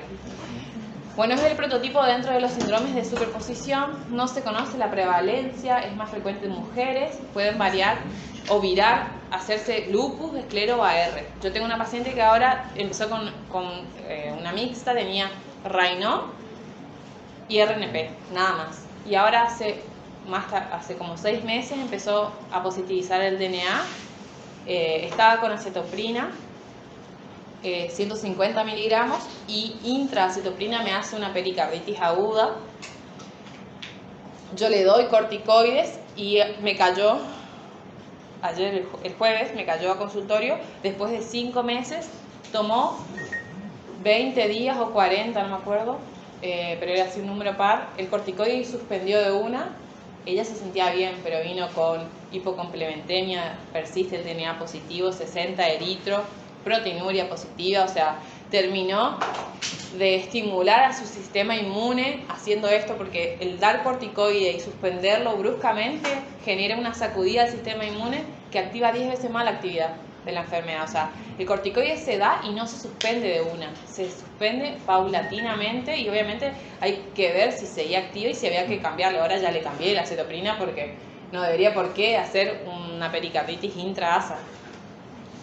Es una paciente que puede recibir, por ejemplo, una combinación de ASA y belimumab o mico y belimumab. Yo ahora le cambié a micofenolato y vemos. Perdón,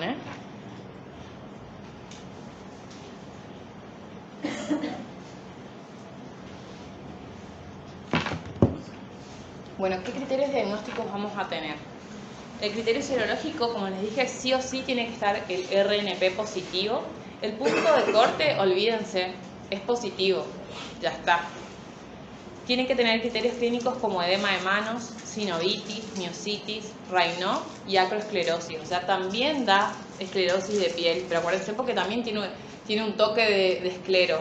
Y después el paciente puede virar y convertirse terminar de florecer y hacerse un 100% un lupus, o como esta paciente que me está pasando ahora que se comporta como un lupus puro, o hacer hipertensión pulmonar, porque esto da mucha hipertensión pulmonar también, ojo.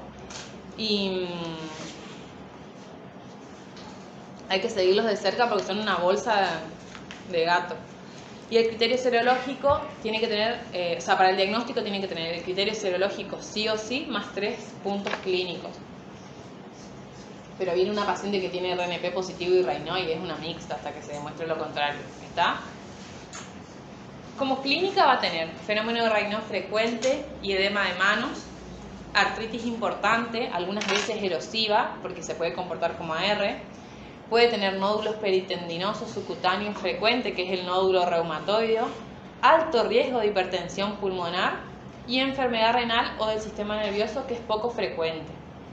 La triada clásica es edema de manos, Raynaud y artritis.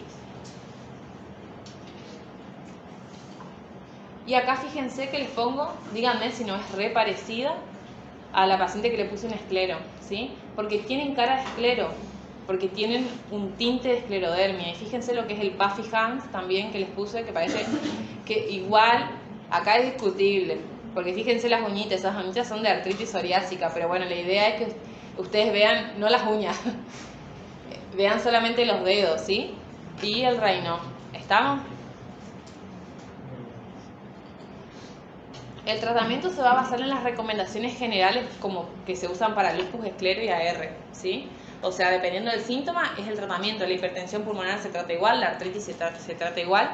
El tema es que si hay afectación de pulmón, tengan cuidado siempre con el corticoide y si tenemos mucho tinte de esclerodermia por el riesgo de la crisis renal esclerodérmica. Y con eso terminamos mixta y esclero. ¿Alguna consulta hasta acá de estas dos? ¿Alguna duda?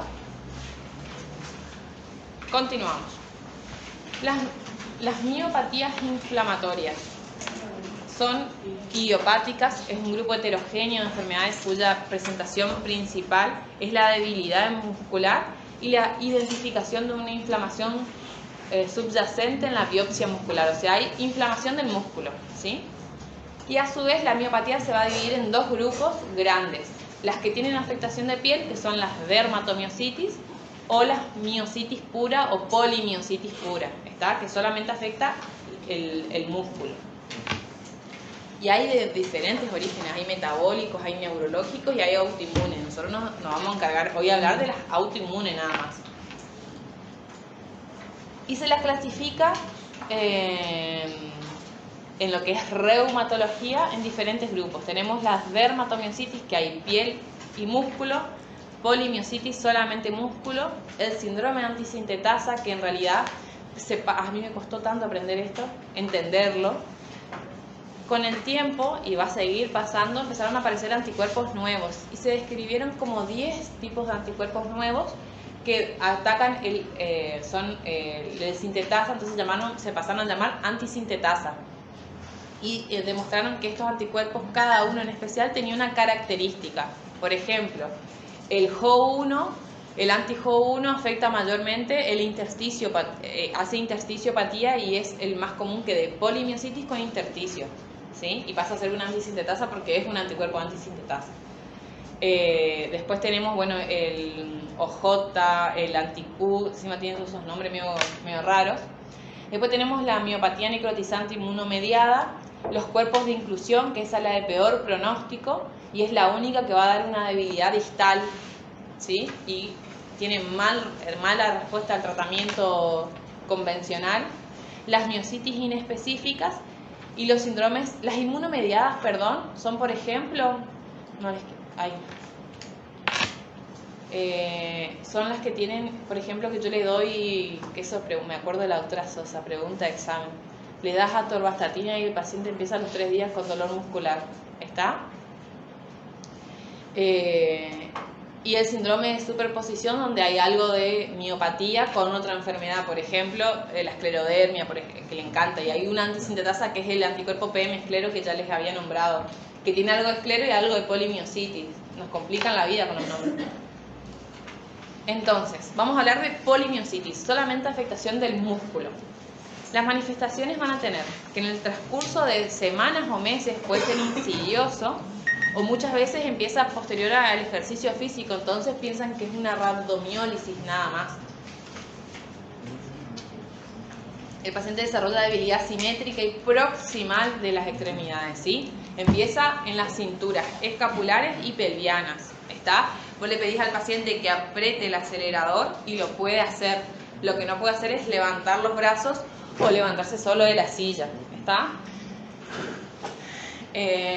Aunque a veces puede ser asimétrica, el cual puede asociarse a fatiga y dolor muscular. Los músculos faciales no se ven afectados, pero puede afectarse los músculos faringios y es un marcador de gravedad. Cuando hay lago faringio, el paciente se empieza a broncoaspirar, es para que peguemos una corrida. Y después la polimiositis puede tener manifestaciones articulares como artralgias o artritis que no son erosivas. Pueden tener manifestaciones cardiovasculares como arritmia, miocarditis, pericarditis, falla cardíaca, enfermedad valvular y fibrosis secundaria. Manifestaciones pulmonares y gastrointestinales como hipoventilación por compromiso de músculos respiratorios, que eso también es una urgencia, incluyendo el diafragma. Neumonía aspirativa y apnea obstructiva del sueño en paciente con disfagia y compromiso del músculo faringio-esofágico y enfermedad pulmonar intersticial. La presencia de anticuerpos antisintetasa es un marcador predictivo fuerte para enfermedad pulmonar intersticial, que yo les dije que a medida que se fueron describiendo, cada anticuerpo específico tiene una asociación con un síntoma y la mayor asociación fue con la intersticiopatía. ¿Me siguen ahí, no? Porque por ahí a veces se arma todo como se complica todo lo que les cuento. Ay, no fui. Como patología, que esto es la gran diferencia cuando yo voy a hacer la biopsia de músculo, se caracteriza por un infiltrado inflamatorio endomicial, a diferencia de la dermatomiositis que va a ser perinicial y va a tener afectación vasculopática. Esta es endomicial, adentro del endomicio del músculo, con depósitos de linfocitos TCD8 activados y macrófagos. En forma interesante, la estimulación del sistema inmune repetida se asocia a mayor cantidad de linfocitos TCD8, lo cual se ha observado particularmente en infecciones víricas crónicas, ¿sí? O sea, que puede ser la causa gripe de repetición, por ejemplo. Como consecuencia, los pacientes con HIV o HTLV1 tienen mayor riesgo de desarrollar una polimiositis o una enfermedad miopática y se ha encontrado la asociación con la polimiositis con cáncer. Es muy frecuente que el paciente debute con una enfermedad de estas y a los 2 años se clave un cáncer, ¿sí? Y ahora pasamos a hablar de la dermatomiositis, o sea, vamos sumando porotos, o sea, ya tenía afectación de músculo y ahora pasamos a tener afectación de piel, ¿sí? Como musculares va a presentar la debilidad muscular progresiva subaguda como la polimiositis, siempre de adentro hacia afuera la debilidad muscular, y después va a tener manifestaciones cardiovasculares y manifestaciones pulmonares. Existe una entidad que se llama dermatomiositis amiopática, que solamente hay afectación de piel sin músculo, ¿sí? Existe esa posibilidad, pero vos podés debutar con piel y dentro de los 2 años del debut puede ser que sumes músculo. Si pasaron 2 años sin sumar músculo, se considera que es amiopática.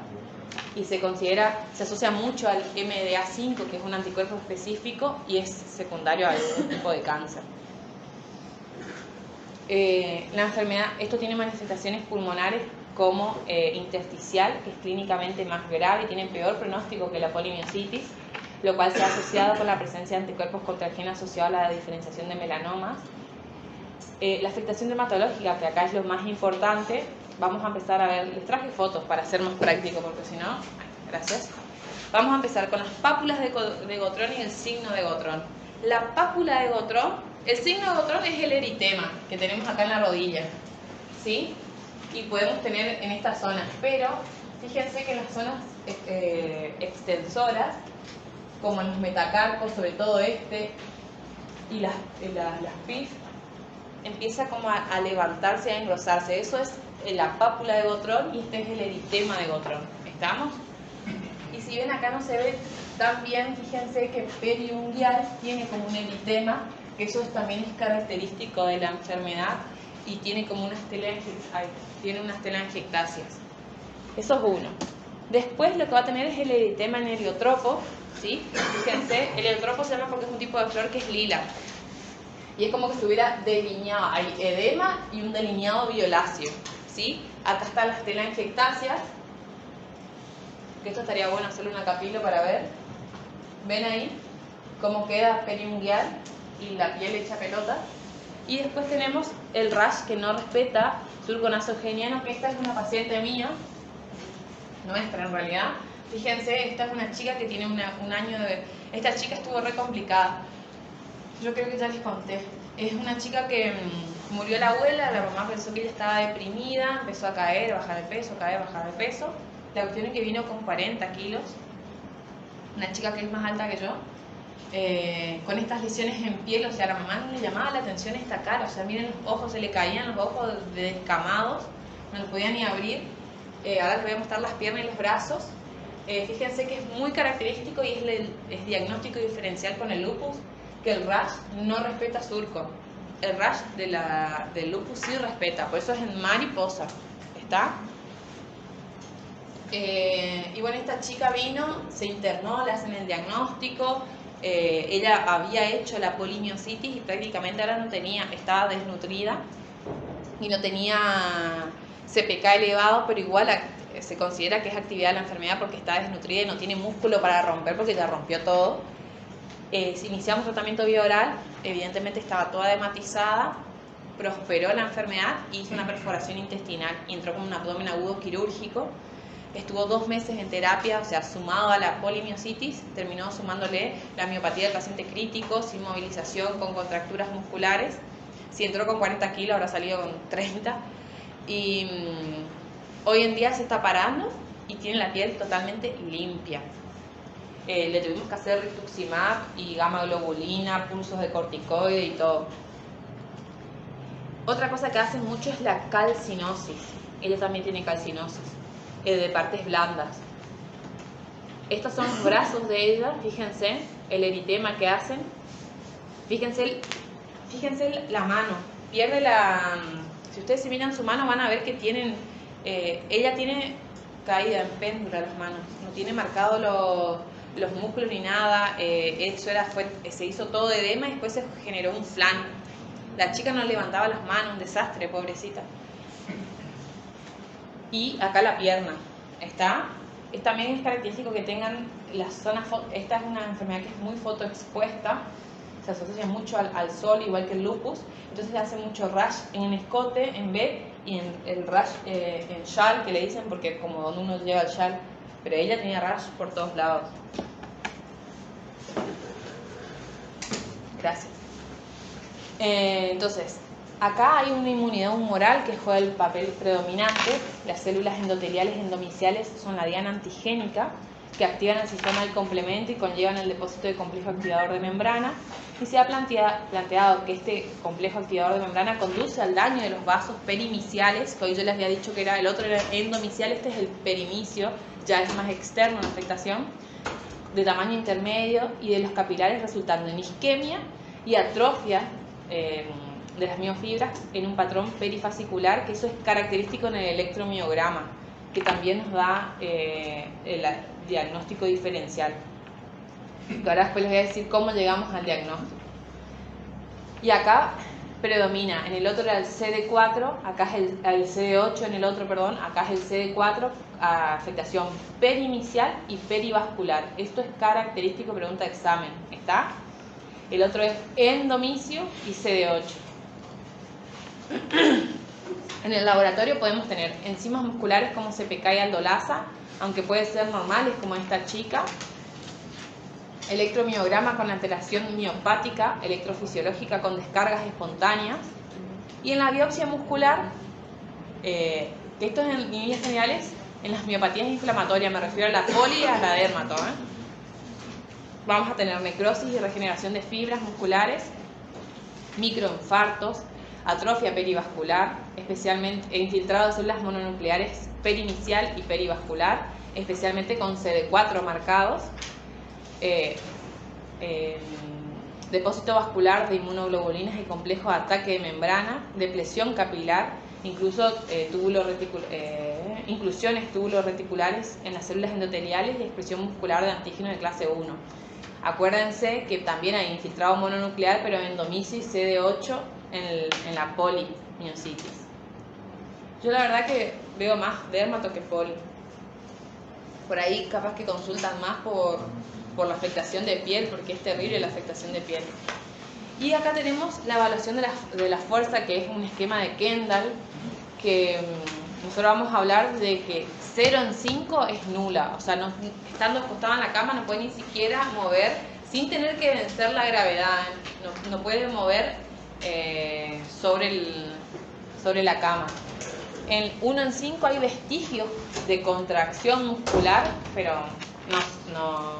no las mueve. 2 en 5 es pobre, alcanza la amplitud total del movimiento al eliminar la gravedad, ¿sí? O sea, el movimiento, él puede arrastrar la pierna en la cama, pero no puede elevarla todavía.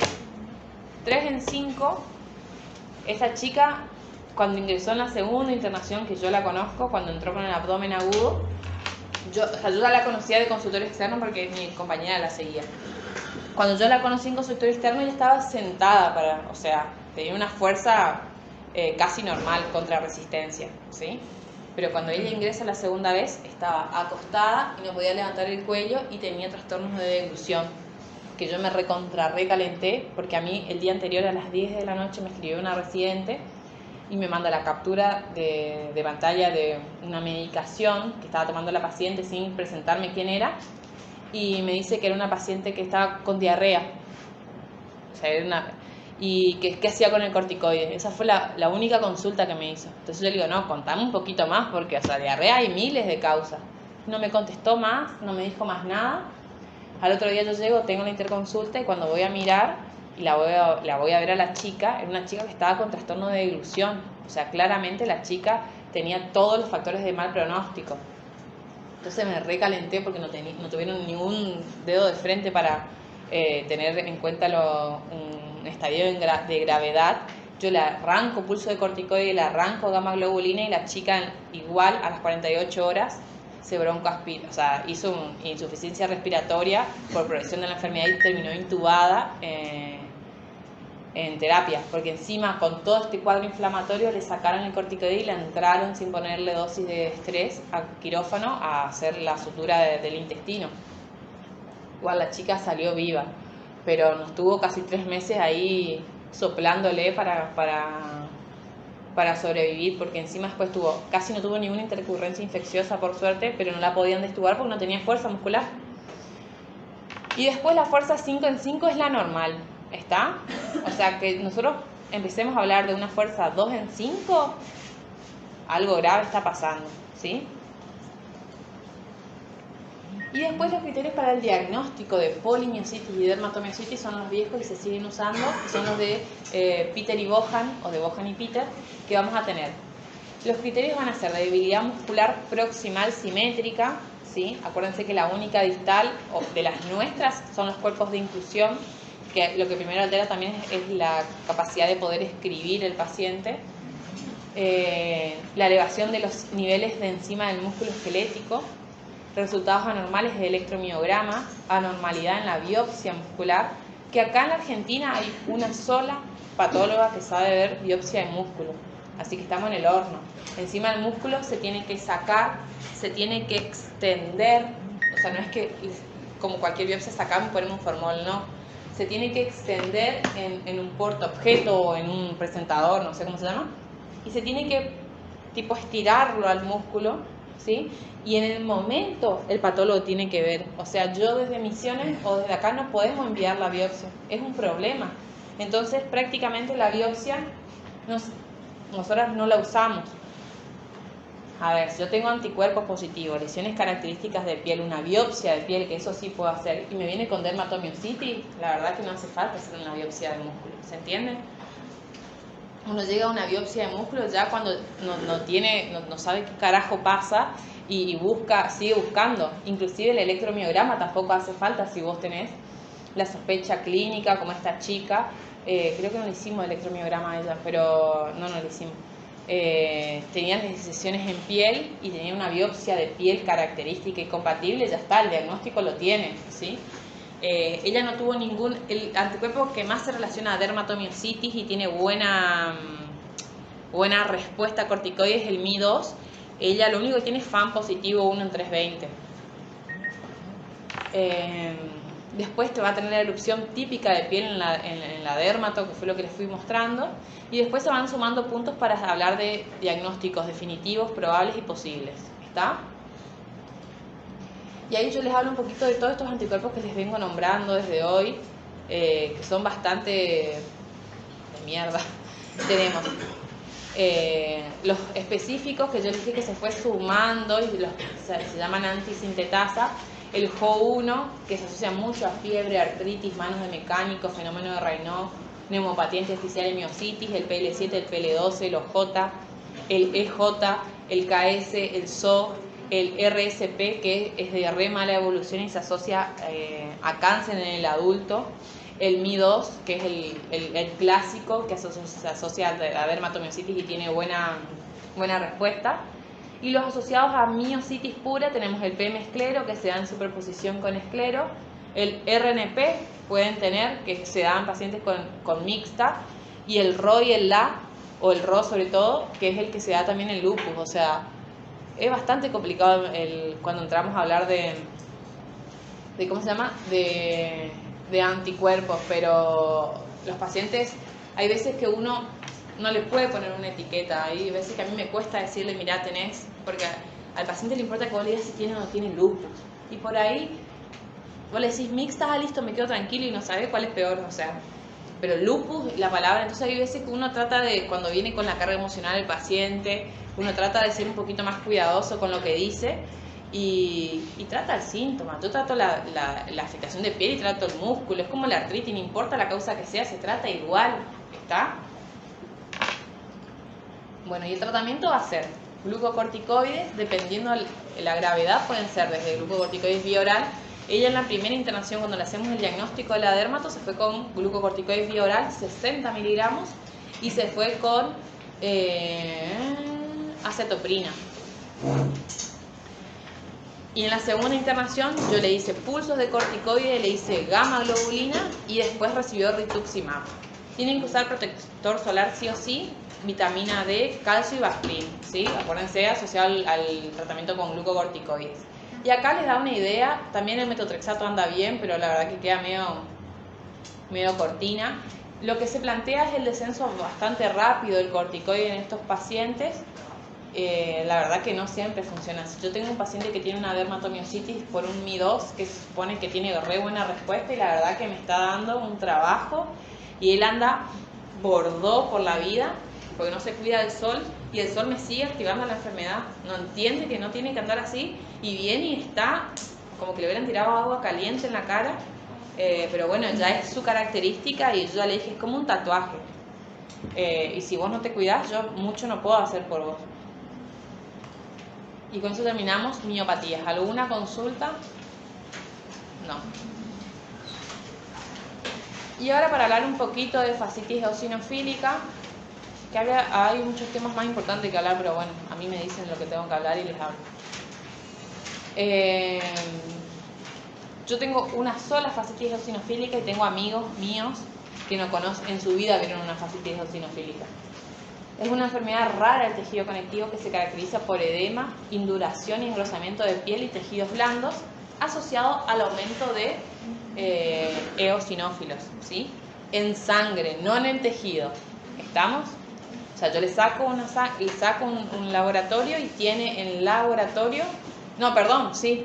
Tienen, perdón, me confundí yo. Tienen tejidos, esa es la diferencia con el Schugge-Strauss, perdón, ahí está. El Schugge-Strauss da vasculitis con hipereosinofilia, pero la hipereosinofilia es periférica. Acá hay hipereosinofilia periférica y depósito de hipereosinofilia en los tejidos. Por eso hay engrosamiento y edema del músculo y de la piel. Es de causa desconocida, afecta al hombre y a la mujer por igual. Existen factores desencadenantes de los cuales se identifican entre 30 a 40% de los pacientes. Dentro de estos desencadenantes podemos encontrar un trauma grave, el ejercicio extremo, la esplenectomía, así como el uso de algunos medicamentos como estatinas, fenitoína o medicamentos quimioterápicos, el infliximab. Dentro de las manifestaciones clínicas pueden empezar clásico, lo que se presenta siempre, pérdida de peso, astenia, mialgia. El 90% tienen compromiso de piel y hasta el 90, del 60 al 80 tienen compromiso muscular y articular. La mía tenía las mamas, eran 2 mamas de plástico, brillosas, duras. Ella no se podía ni siquiera poner corpiño porque el corpiño no se adaptaba, ¿sí? Y aparte, a diferencia de lo que pasa en la esclero se pone dura la piel pero se afina. En este queda gruesa. Y yo con ella usé. Ella encima tiene una superposición con un síndrome de SAF y con un Sjögren. O sea, tiene boca seca, ojo seco. Salió de internación. El médico clínico en una semana le sacó el corticoide y ¿qué hizo? ¡Boom! Se clavó un ojo con una trombosis, hizo una ACV y hizo ceguera a un ojo por trombosis por SAF. O sea, nunca hay que sacar el corticoide abrupto porque genera esta respuesta inmunológica. Entonces la mina está anticoagulada y es inmunosuprimida. Yo le llevé a altas dosis de metotrexato, no respondía, se me empezó a activar, y que la señora no tiene hijos, no tiene marido, vive sola, se recontrarredeprimió, vivía en el interior, bien en el interior, le costaba llegar. La verdad que si yo le iba a poner ciclofosfamida, era un problema que alguien le traiga todos los meses. Encima era plena pandemia, no había colectivos, la señora tenía poca movilidad y decidí ponerle rituximab. El tema es que no hay en esta patología son todos casos anecdóticos, que lo que yo quiero hacer también es presentar este caso de superposición, porque la verdad que es súper interesante y darle mi opinión, o sea, mi experiencia a ustedes, a otros médicos, para que después si les pasa hagan lo mismo. Yo le pasé a rituximab, no está descrito. La mujer está de 10, toda blandita. Le quedan algunas lesiones que ahora les voy a mostrar, que son tipo, que la otra vez no sé, uno de ustedes me había pedido, que yo les conté que hacen lesiones con retracción de las venas, se hacen como canales, como calles en los vasos sanguíneos y hacen lesiones como celulitis, ¿sí? En piel de naranja. La localización más frecuente de la fascitis eosinofílica son las extremidades superiores, casi en un 90%, seguida de las extremidades inferiores, y después se puede comprometer el resto. Ella tenía todo, menos manos y pies. Esta afectación cutánea inicia con eritema, edema y engrosamiento de piel en las extremidades de manera simétrica. Ella empezó en diciembre y terminó internada en marzo, o sea, en 3 meses ya quedó dura. Y ahí les pongo la imagen, fíjense. Fíjense que esto, a ver, que no tiene celulitis, ¿no? Pero esto es el miembro superior, ¿sí? Y esto es duro. Y acá hay retracciones de las venas. Eso es característico, es una depresión longitudinal conocida como síndrome del surco o síndrome de Groove en la región distal del miembro superior. Ella también tiene en esta zona, acá también se ve. Y después se observa la induración y los cambios de piel de naranja en el miembro superior. Eso a ella no le desapareció y es algo que eso a ella hoy le genera molestias estéticamente en su cuerpo. Porque encima ella, después de todo el edema que hizo, con el corticoide quedó peor. Y ahora no, ahora volvimos ya a la normalidad y todo. Ya hace 3 años que está en tratamiento. No me acuerdo si había más fotos, no. En el laboratorio vamos a encontrar lo característico es la hipereosinofilia periférica. Si no está, no es necesaria tampoco para el diagnóstico, ¿sí? Y puede encontrarse también reactantes de fase aguda elevados. Y dentro de los parámetros de autoinmunidad pueden encontrarse anticuerpos positivos como el DNA. No el DNA, sí, el DNA está ahí, pero el FAN se refiere con los antinucleares. Y usualmente puede tener un DNA con ENAs negativos. ENAs negativos son el ROI y el LA. Ella tiene FAN con ROI y LA y boca seca y ojo seco y cataloga como un síndrome de Sjögren con superposición. ¿Está? Y en el estudio complementario vamos a tener, ella se hizo todo, por suerte. Se hizo la resonancia magnética, porque era re rara y queríamos describirla para presentar. Es probablemente el examen que más información aporta porque documenta el engrosamiento de la fascia muscular, cuyos cambios se relacionan a la actividad de la enfermedad y a la respuesta al tratamiento. Y el diagnóstico definitivo es con la biopsia de piel, ¿sí? Que vamos a tener. Epidermis usualmente no está afectada, pero sí la dermis reticular profunda, con septos subcutáneos que puede observarse infiltrado inflamatorio leve y algunos con casos de fibrosis. Y los principales hallazgos están a nivel de la fascia superficial, o sea, en el músculo, donde se observa fibrosis, cambios degenerativos, necrosis o depósitos de mucina e infiltrado inflamatorio compuesto por linfocitos y eosinófilos. ¿Está? Ella tiene todo esto. Y ahí les muestro, fíjense cómo se engrosa la fascia. Está por el depósito y esto es la grasa. ¿Está? El tratamiento se va a realizar en forma temprana para evitar las consecuencias a largo plazo porque le queda duro y realmente no puede, le genera contracciones articulares y no se puede calzar un zapato. Mucha kinesiología hizo ella, por suerte se puso re las pilas. El tratamiento de primera línea son los corticoides a altas dosis, el metotrexato, acetoprina, ciclosporina, hidroxicloroquina, sirolimus, las inmunoglobulinas e incluso los inhibidores del factor de necrosis tumoral, el infliximab, está descrito, y el rituxi. Ella hizo metotrexato y yo le pasé a rituxi. También hizo hidroxicloroquina, pero ahora le quedó un solo ojo. Le saqué la hidroxicloroquina porque también da ceguera por depósito, así que... Ay, pensé que terminábamos de María. Estos temas que ponen. Bueno, este es el último tema. Pasamos rapidito igual. La policondritis recidivante. Yo nunca vi una pura, ¿eh? Esto se asocia casi 100% a la enfermedad de Behçet, que es la vasculitis. Es una enfermedad autoinmune considerada rara que afecta fundamentalmente el tejido cartilaginoso de orejas, nariz y tráquea. Fue descrita recién allá en 1923 y se define como recidivante, que se acuñó en 1960 al constatar que se trataba de una enfermedad que cursaba siguiendo un patrón de brotes, ¿sí? No se conoce con claridad cuál o cuáles son los mecanismos que desencadenan esta enfermedad, pero sin embargo se acepta que su causa obedece a la predisposición genética, un HLA de R4 que también estaba presente en ¿quién? Que ayer les dije. En la R, en la artritis reumatoide, que se pone de manifiesto una vez. O sea, esto igual es un síntoma que también pueden tener cualquiera. Yo tengo un paciente que tiene polimialgia reumática y hace policondritis recidivante. Con ciertos factores desencadenantes como agentes tóxicos o infecciosos. ¿Qué va a tener como clínica? Afectación de ojos con conjuntivitis, escleritis, iritis, queratitis, corioretinitis. Todas las itis había por haber. Ustedes a lo que es con itis le marcan, ¿eh? Tejido cartilaginoso de laringe, tráquea y bronquios que causa ronquera, tos e hipersensibilidad. Sobre todo el cartílago laringio, el oído interno, aparato cardiovascular, esta puede generar sordera. insuficiencia aórtica, insuficiencia mitral, pericarditis, miocarditis, aneurismas aórticos, aortitis, afectación de riñón, piel, y los brotes de inflamación aguda curan en semanas a meses con recurrencia en varios años. La enfermedad avanzada puede destruir el cartílago de sostén, lo que produce orejas blandas, ¿sí?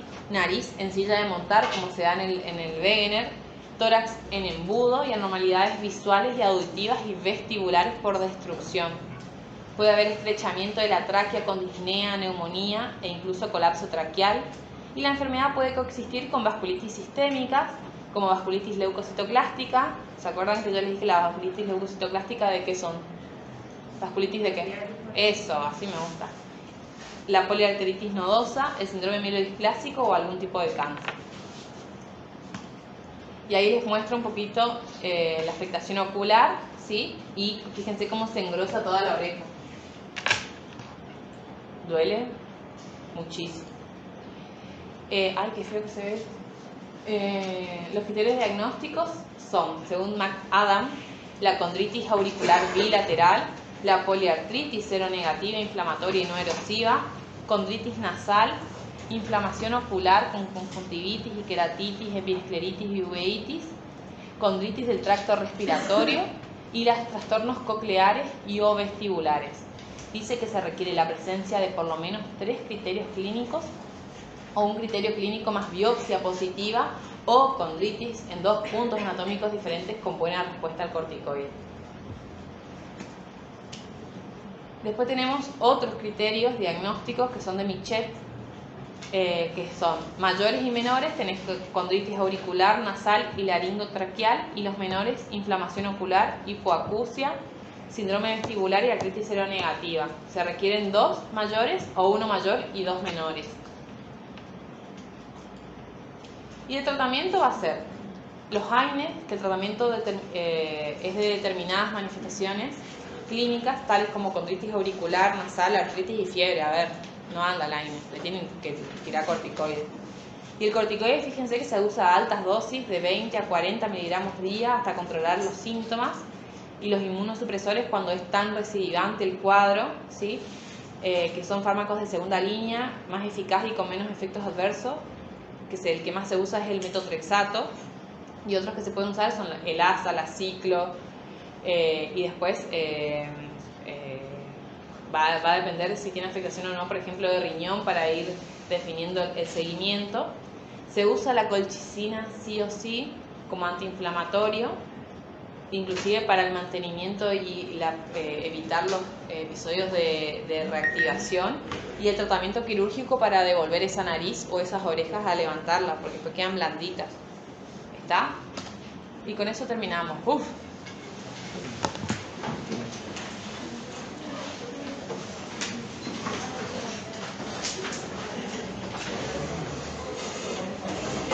Doctora, de los 2 criterios, ¿cuál es? ¿Cómo? De los criterios que dio el McAdam y el Michet, ¿cuál de los 2 íbamos a...? A mí me gusta más el más práctico, el de Michet, que es más puntos.